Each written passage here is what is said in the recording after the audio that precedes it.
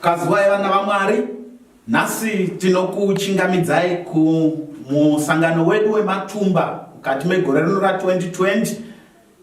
Tinoda kuchingamidzai kwese kwamuri kumativi mana enyika, vatariri pamwe chete nevateereri vechirongwa ichi. Mukati mezuva ranhasi tichava nemutauri wedu wandiri kukuzivisai mukati mezuva ranhasi, anova iye Pastor Chinoshava. Ndo vachange vachishandiswa naMwari kutaura patiri mukati mezuva ranhasi. Ngatigarei takateerera patiri kupinda munguva inokosha zvakadai. Tiri kwatiri koko ngatitsinzinei tose tive nenguva yekunamata. Baba vedu vari kumusoro kudenga, tinokutendai muzuva ranhasi nokutiwanira mukana wokunzwa shoko renyu, apo zvakufadzai kutisimbisa, kutitsiura nekutirayira kuburikidza nemuranda wenyu wamasarudza Pastor Chinoshava mukati mezuva ranhasi. Taurai nesu nemazera ose kuburikidza neshoko renyu. Pakupera kwesevhisi ino titi mumwoyo medu tatsiurwa, tasimbiswa, tasimudzirwa kuburikidza nekushanda kwenyu. Mweya wenyu mutsvene ngaurambe uri pakati pedu. Zvose zvapera tigova tiri pakati pevachaponeswa nekuda kweshanduko ichakonzerwa nesevhisi iye. Ndiwo munamato wedu muna Jesu Kristu. Amen. Tinokuchingamidzai vana vaMwari kuCamp Meeting 2020, tichitenda Mwari nekuchengetwa nenyasha dzake zhinji dzinogara nekusingaperi. Mukati memangwanani ano tichafunda pamwe chete mukati meshoko raMwari. Tichatarira shoko raMwari sezvariri munguva dzatiri nezvakatitenderedza. Musoro wenyaya watichabata unotiwo patafura yamambo, at the king's table. 2 Samuel chapter 9 verse ya 1 kusvika pavhesi ya 10. Tichaverenga inoti, zvino Dhavhidhi wakati, kuchine mumwe wakasara weimba yaSauro wandingaitire zvakanaka nokuda kwaJonatani here? Zvino kwakanga kuchine muranda weimba yaSauro wainzi Zibha. Wakamudanira kuna Dhavhidhi. Mambo akati kwaari, ndiwe Zibha here? Iye akati, muranda wenyu ndiye. Mambo akati kwaari, hakuchine mumwe wakasara weimba yaSauro wandingaitira kunaka kwaMwari here? Zibha akati kuna mambo, Jonatani une mwanakomana wakaremara tsoka. Mwari aropafadze kuverenga kweshoko rake apo tiri kutarisa nyaya inokosha inotiyo patafura yamambo. Bhaibheri riri kuti panapa mambo ane shoko raanotanga raanouya naro, shoko retariro. Anoti iye, kune here weimba yaSauro wakasara? Kana uchidzidza shoko raMwari uchaona kuti madzimambo enguva iyoyo vaiti kana vakundira pahondo vaifanira kudhistroya veimba yakambenge ichitonga. Imba yaSauro yakanga yarakashwa, but mukadzidza ndima iyi inoti kwakanga kwapukunyuka mumwe mukomana anonzi Mephibosheti, akapukunyuka pahondo yekurwiswa. But tsika yemadzimambo yaiti uraya vese vambenge vachitonga, so that hakumuki madissidents anozokukanganisa kana wapa chigaro. Saka zvinoshamisa kuti David ari kuuya apachigaro akutonga, asi ari kutsvaka munhu weumambo wekuimba yakambenge ichitonga. It was unusual. Zvakanga zvisini zvinhu zvakajairika kuti kunotsvakwa vanhu veimba yakambenge iri pachigaro. Vaifanira kunge vakapedzwa, vakaurayiwa, nekuti vainzi vanokanganisa akutonga panguva iyoyo. David panapa ari kuuya neshoko risina kujairika, shoko retariro rakatsamira panyasha dzaMwari. Ndo panotaurwa nevakomana kuti pabuda inonzi undeserved favor, unmerited favor, yekuti uri kutsvakwa iwe uchifanira kunge usipo. Shoko raMwari rinoti panapa akatanga kutsvaka mwanakomana waSauro, zvikanzi aripo here weimba yaSauro wandingaitira nyasha nekuda kwaMwari? Mukati menguva ino yatiri kutaura, hama dzinodikanwa, ndinoda kuti nditi kwamuri, maizviziva here kuti takaitirwa nyasha dzinoshamisa, takatsvakwa tisina kufanira, tinodaidzwa kuti tiri vana vaMwari takanga tisingakodzeri, nekuti paumambo tiri vana vamambo hongu, asi paumambo hwaAdhamu takanga taparamura, tanjengwa, tatiza pamberi paMwari. Asi tiri kutsvakwa nenyasha dzaMwari kuti kune here weimba yaAdhamu akasara, kune here wedzinza raAdhamu akasara, paifa vamwe atingaitira nyasha nekuda kwenyasha dzaMwari. Mukati menguva ino apo tiri kutarisa shoko raMwari, ndoda kutaura kuvanhu vaMwari vakanditeerera ndichiti vamwe venyu vamai mwana vadoro vakafa, iwe wakasara sei? Vamwe venyu vamaita navo madhiri vakatosungwa kare, iwe wakasara sei? Shoko riri kuti panapa kune wakasara weimba yaSauro. Vamwe vako vakafa, havachisipo, asi iwe wakasara. Mwari ngaakudzwe kuti uri mupenyu kusvika panguva ino. Mwari ngaatendwe kuti uri kurarama kusvika panguva ino. Wakasirwa for a purpose, wakasara nekuti Mwari ane chekuita newe. Hama dzinodikanwa, haisi tsaona kuti uri mupenyu kusvika panguva ino yandiri kutaura. Haisi tsaona kuti uri kurarama panguva ino. Hauna kupiwa umwe upenyu kuti udye rimwe sadza, wakapiwa upenyu kuti ugadzirise ukama hwako naMwari. Camp Meeting 2020 ndinoda kutaura nemunhu waMwari ndichiti vamwe vekudzinza kwenya hakuchisina, asi iwe uri kungofamba, wakasirwa for a purpose. Bhaibheri riri kutaura kwauri richiti uri weimba yaSauro, uri weimba yaAdhamu, wakasirwa vamwe vachipera nehondo. Uri weimba yaAdhamu, wakafa wakararama vamwe vachirarama. Chii chakaita kuti usare? Ndo wakutaurwa newe namambo ari kumusoro kudenga. It's not David talking to you. Haasi Dhavhidhi ari kutaura newe, ndiMwari wekumusoro kudenga. Ari kuti ndiri kutsvaka veimba yaSauro vakasara patsaona yakaira vamwe. Pane vamwe vakabatwa nezvirwere zvakatora hama dzavo, vamwe vakabatwa nezvirwere zvakauraya shamwari dzavo dzepedyo. Asi iwe neni, kunyange tichirwara tichiri vapenyu, Mwari ngaakudzwe nenyasha dzake dzinoshamisa. Kana muchicherechedza muchaona kuti iwe neni hakusi kuti pane zvakanaka chatakaitira Mwari. Takaponeswa nenyasha dzaMwari, takararamiswa nemavanga ake. So Bhaibheri riri kuti panapa kuchine here mumwe weimba yaSauro. Mubvunzo wandingakubvunza ndewekuti why are you still alive? Sei uchiri mupenyu? Sei uchiri kungongenga vamwe vakaenda kare? Mwari ane donzvo neupenyu hwako. Kana uchiverenga nyaya iri panapa, Bhaibheri rinoti panzvimbo yekupindura mubvunzo wamambo, muchinda anonzi Zibha uyu akatanga kutsanangura kuremara kwaMefibhosheti. Maizviziva here kuti kune vanhu vanofokasa pamadefects evamwe, vanofokasa pane zvakaipa zvevamwe? Zibha anoshamisa nekuti handizvo zvabvunzwa namambo. Mambo ari kungoti pane here wakasara weimba yaSauro wandingaitira nyasha nekuda kwaJonathani? Haasi kuti akaita sei munhu wacho, but Zibha anoenda further, otenga kupa madetails asina kubvunzwa. Anotanga kutsanangura kuremara kwemunhu. Hama dzinodikanwa, maizviziva here kuti kune vanhu vane information yekukanganisa kwevamwe, vane information yekushata kwevamwe? Anokutsanangurira kushata kwemunhu. Zibha haana kubvunzwa izvozvo, but ane mupfungwa dzake havi yake ndeyekuda kuisa information pachena. Zvikanzi aripo wakasara weimba yaSauro, angadai akaperera ipapo, akangoti kune weimba yaSauro wakasara, zita rake anonzi Mefibhosheti, ari paLodibar,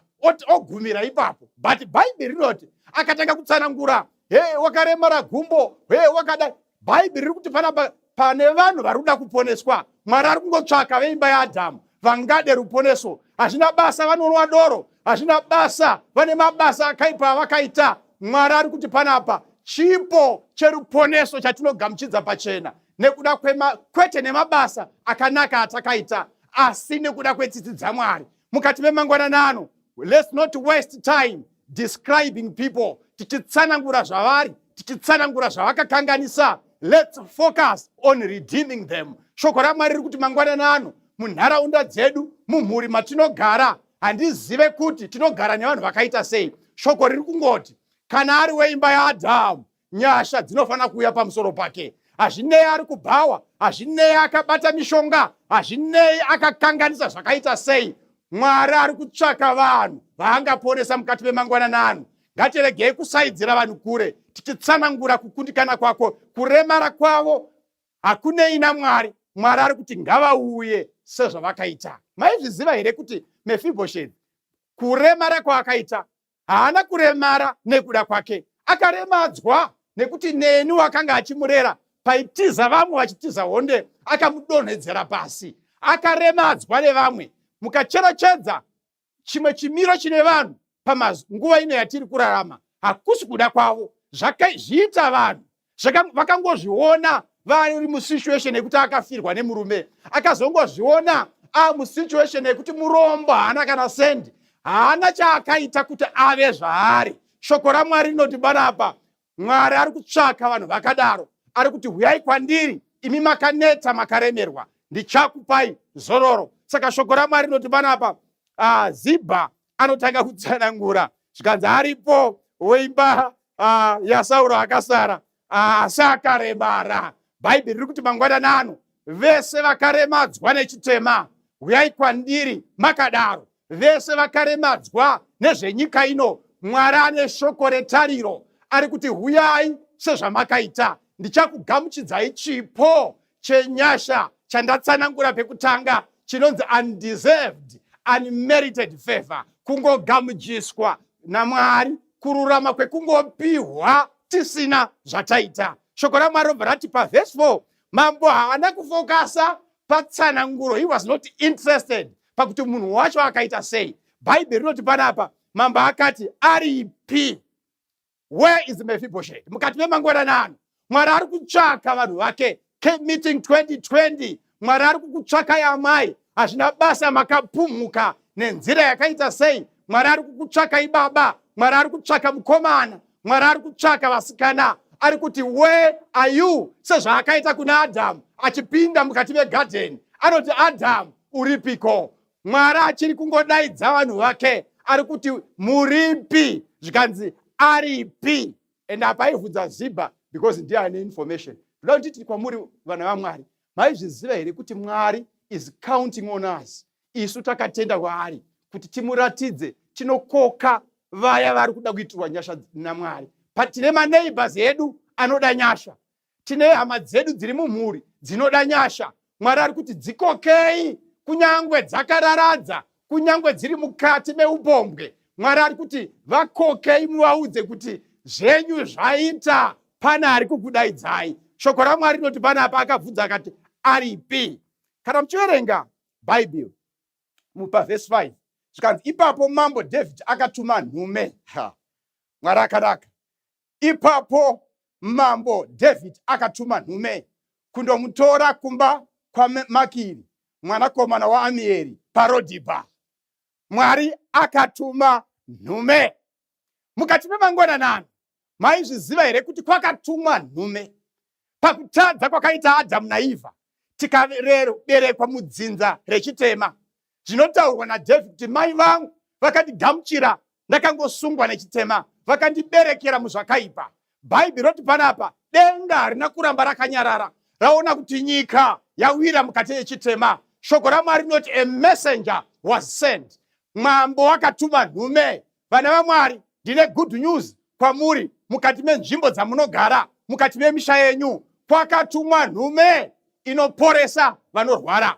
Kwakatumwa nhume inobvisa kunetsana mukati memhuri. Kwakatumwa nhume inorapa mavanga evasingawirirani. Kwakatumwa nhume inopedza mabopoto. Kwakatumwa nhume. A messenger has been sent on an errand of mercy. Nyasha panyika, nyasha kuvanhu vari mukati mechitema. Ndinoda Mwari, ndinomufarira nekufara kukuru, nekuti ndakanga ndisina kufarinira, iwe wakanga usina kufanira. Asi Mwari ngaakudzwe nekuti kwakatumwa nhume, a messenger for mercy. Nyika ino Bhaibheri chitaura rinoti Mwari haana kutuma mwanakomana wake kuti asikotuka nyika, asi akatuma nhume inoporesa nyika. Ndosaka tinomuona ari pachipiyaniso achideedzera it is finished, zvaitwa zvapera, nekuve kutaura akauya kuzokurira nekutipa a second chance. Dai Mwari akatibatsira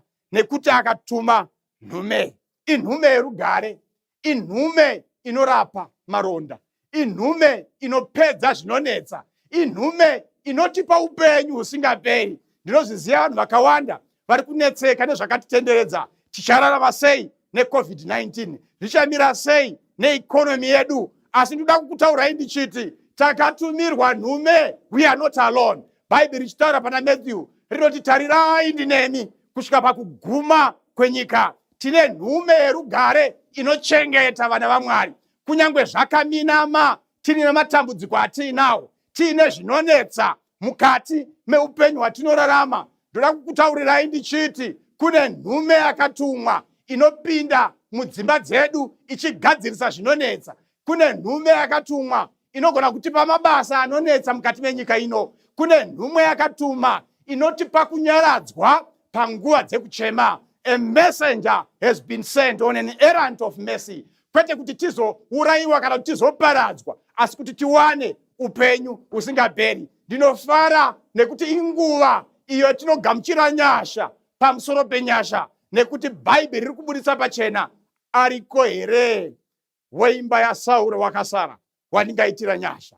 Bhaibheri musakangana riri kubudisa pachena. Pfungwa yatatanga nayo iri kuti iyo patafura yamambo, at the king's table. Bhaibheri rinoenderera mberi kana muchiverenga.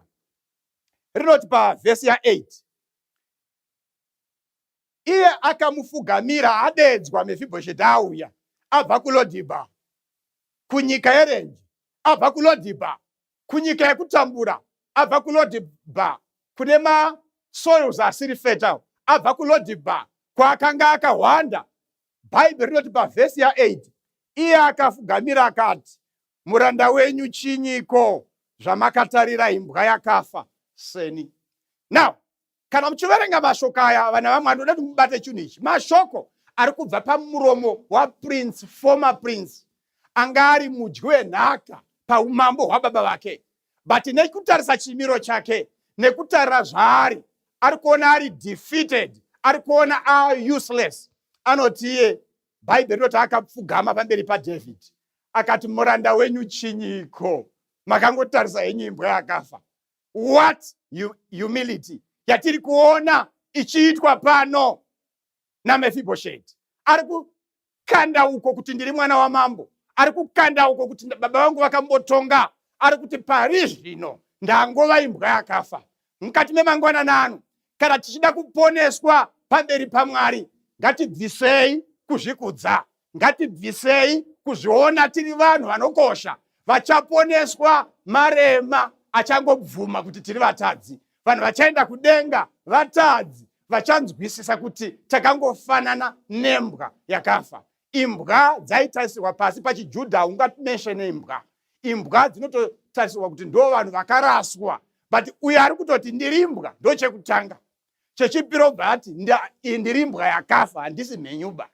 Anga asisina tariro. Mashoko emunhu aita give up. Ndoda kutaura kune vanhu vari mumasituations vaita give up on life, vari kuti hatichisina, hapana chakanaka chichabuda patiri, handicharoorwa, muruvongo hachadzoki zvakaramba.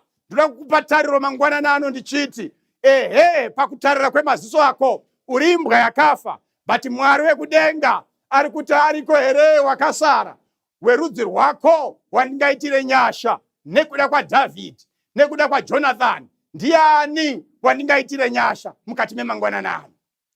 Munoziva, kana ndichitarisa nyaya, ndinoona kuti Dhavhidhi ari kujekesa, ari kutoti iye nyasha dzandiri kuda kuitira munhu uyu hadzidhiservwi nemunhu uyu, ndiri kuzviita nekuda kwaJonathani baba vacho vandakaita sungano navo.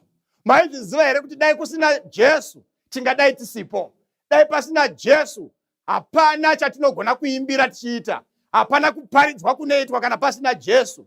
Mwari ngaakudzwe nekuti akatuma nhume inotidzikinura mukati mechitema, wakatuma nhume inotibatsira mumatambudziko edu. Zvikanzi panapa makangotarisa imbwa yakafa mukati memangwananano, chimiro chako handizivi kuti chakaita sei, situation yako handizivi kuti yakamira sei, but ndauya kuzokutaurira kuti mugore rino 2020 camp meeting muEast Zimbabwe Conference, vakaropafadzwa vachanzwisisa kuti tinogona kuwanawo chekuita patafura yamambo, nekuti takanzwirwa ngoni. Mwari uri kutitarisa, ari kutidana, ari kuziva kuti tiri mumatambudziko, ari kuti ndakakutumirai nhume, ari kuti zvakare kunyangwe muchiratidza kuti muri imbwa dzakafa, asi munoponeswa nenyasha dzaMwari. You become something from nothing. Vakaropafadzwa vachaziva kuti kune tariro muzita raJesu Kristu. Apo tiri kuenderera mberi, ndichitarisa nyaya inokosha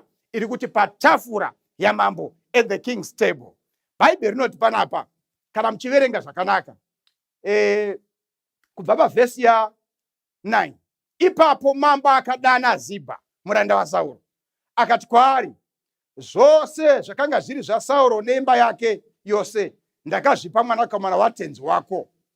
Iwe unofanira kumurimira minda, iwe nevanakomana vako nevaranda vako, nokukohwa michero, kuti mwanakomana watenzi wako ave nezvekudya zvaangadya. Asi Mefibhosheti mwanakomana watenzi wako uchagara achidya zvekudya patafura yangu. Handisati ndaona nyasha dzinodarika.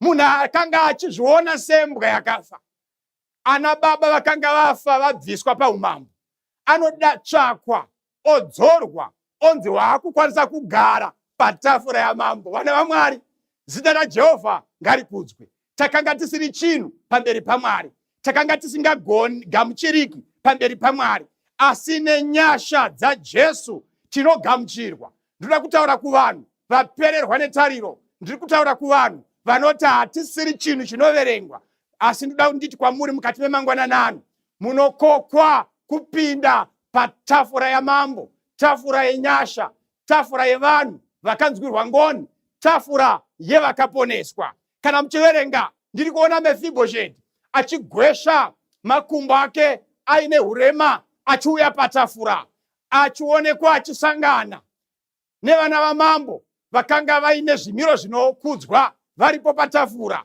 Patafura ipapo ndiri kuona pana Abhusaromu aripo, mamuziva kamukomana uyu, uya webvudzi rake raiyerwa, aivhaira nekudada nebvudzi rake. Ndiri kumuona achigara patafura achitaurisa Mefibhosheti neziso rekuti, ko ichi chabva kupi, ko izvi zvabva kupi. Ndiri kuona Amunoni aripo patafura, mamuziva kaAmunoni, muchinda akanga achizikanwa nekuda kurara nehanzvadzi yake Tamari, munomuziva akanga aripo patafura. Abhusaromu akanga aine pfungwa yekupidigura baba vake kuti atonge, akanga aripo patafura. But kana muchicherechedza, chimiro chaMefibhosheti ndo chakanga chiri chimiro chaishoreka pavana vamambo. Asi ndoda kutaurirai ndichiti panapa, Mefibhosheti aripo ane mascars ari visible. Pane vanhu vakanditarisa mangwananano, whose scars are visible.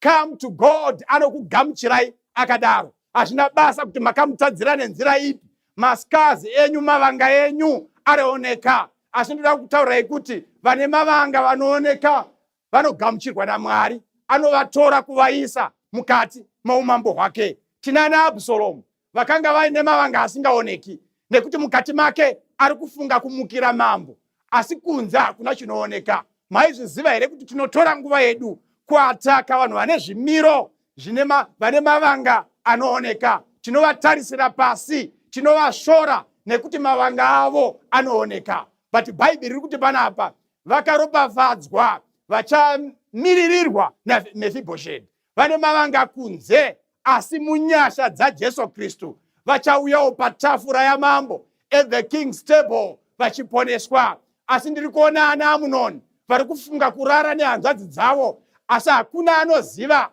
vari kungooneka sevanhu vakanaka. Vanhu ava, ana Abhusaromu pamwe chete naAmunoni, ari kumiririra vanhu vane mwoyo yakaora. Bhaibheri robva rataura pana Jeremiya kuti mwoyo womunhu wakaora zviro kwazvo. Ndiani ungaunzwisisa? Mukati memangwananano ndinoda kutaura ndichiti, patafura yamambo pari kuungana vanhu vose vakaneta vakaremerwa. Ngatisanganei patafura yamambo wekuponeswa, nekuti ndiye adeedzera zunde iri. Ati ariko here weimba yaSauro wakasara, watingaitire nyasha nekuda kwaJonathani? Mukati memangwananano ndinoziva kuti tine tafura yatakagadzirirwa iri kumusoro kudenga, kuchasangana vatsvene. Tafura ichasangana vakaponeswa. One of these days tichange tiripo pawelcome table, tichamira tichiona Mwari Baba, tichamira tichiona Jesu Kristu gwana rakabayiwa. Vakaropafadzwa mangwananano ndinokukokai sangano kuti tese tishingairire kusangana paumambo hwembiri, nekuti tafura yepano rino pasi itafura yenyasha yakamirira kutipinza patafura yekumusoro kudenga, patafura yeglory, patichange tichisangana naMwari uso nouso. Mwari wekudenga atikomborere, atiitire zvakanaka, atisimbise, nekuti tine tafura yamambo yeruponeso rwevana vaMwari. Mwari wekudenga akukomborerei. Kana pari nemunhu anoti Mwari, ndinoda kupa mwoyo wangu kuna Kristu, ndanga ndakaremara ndisina tariro saMefibhosheti, asi ndaakudzoka nekuti ndanzwa rukoko rwamambo, ndinokukumbira kuti panguva ino yaputa kunamata utsinzinye tinamate pamwe chete. Baba vedu vari kumusoro kudenga, muponesi Jesu nemweya mutsvene, tinokutendai nekuti imi tsitsi dzenyu dzinogara nekusingaperi. Maita henyu nekudana vanhu vakanga vasingakwanisi. Tine zvimiro zvinoshoreka pamberi paMwari, asi saMefibhosheti takugogweshawo tichiuya patafura yamambo. Takanga tisina kufanira, takabva kuLodhibhari tikadzoka kwamuri. Zita renyu rikudzwe nekuda kwenyasha dzinogara nekusingaperi. naJesu Kristu tenzi wedu tinonamata. Amen. Nebukadnezari akarota hope, akamuka adzikanganwa. Iye akanetseka, iye Nebukadnezari, akadana vachenjeri nen'anga, akavati vamuudze hope, nekududzirwa kwadzo zvekweidi, akavavimbisa pfuma zhinji, vakashaya akapa minduro. Mambo akashatirwa vachenjeri nen'anga, vatatu dzakumupindura. Akati ngavafere kana vakasamudza, ngedudziro yacho yese, asi Danieri iye akakumbira kuna mambo iyo yekunamata kuti abvunze Mwari wedenga.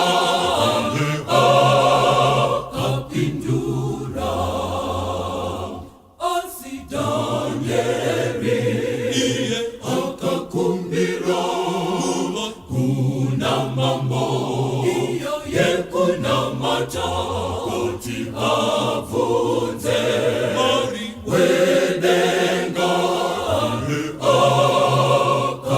akapindura. Rumbidzai Mwari wekudenga Jehovha, akavapa wapedza chone dudziro.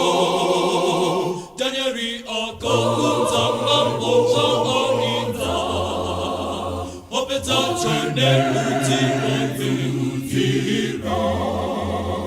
Rumbidzai Mwari wekudenga Jehovha, akavapa wapedza chone dudziro. Danieri akaudza mambo zvaanida, wapedza chone dudziro. Umambo weBhabhironi uchateverana vaPezhia, kouya vaGiriki, kouya vaRoma, wetakarasanganisa nedare, ndiwo mazuva edu. Umambo weBhabhironi uchateverana vaPezhia, kouya vaGiriki, kouya vaRoma, wetakarasanganisa nedare, ndiwo mazuva edu. Isuwo takatarisira tese umambo wedombo, unava umambo wa Ishe Jesu, wa Jesu. ngatigaretese takachena wo mumoyo. Isu takagadzira kuya kwashe. Isuwo takatarisira tese umambo wedombo. Wedombo unowa umambo wa Ishe Jesu. Wa Jesu ngatigaretese takachena wo mumoyo. Isu takagadzira kuya kwashe. Isuwo takatarisira tese umambo wedombo. Wedombo unowa umambo wa Ishe Jesu. Wa Jesu ngatigaretese takachena wo mumoyo. Isu takagadzira kuya